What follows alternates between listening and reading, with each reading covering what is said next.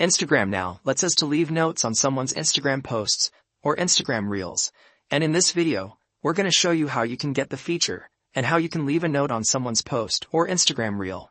The notes that you leave will be visible to your friends and followers for up to 3 days. And the first step that we will do is to open the App Store if you're on your iPhone or the Google Play Store on your Android device, and make sure that Instagram is updated to the latest version. This is a new feature which Instagram has rolled out. So just update Instagram, and then let's continue to the next step. I'll leave a note on someone's Instagram Reel, so I'll open the Reels section in the Instagram app.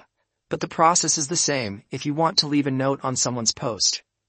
We will click on this little airplane icon at the right side of the screen. You'll get a pop-up menu where we can share this reel with our friends or family members, but you will also see a bunch of options at the bottom, such as copy link, share to, and so on. But you'll also see this add note option, so just tap on it. You will then get this interface where you can leave your note, just like you would write regular Instagram notes. They will also allow us to select who we are sharing these notes with.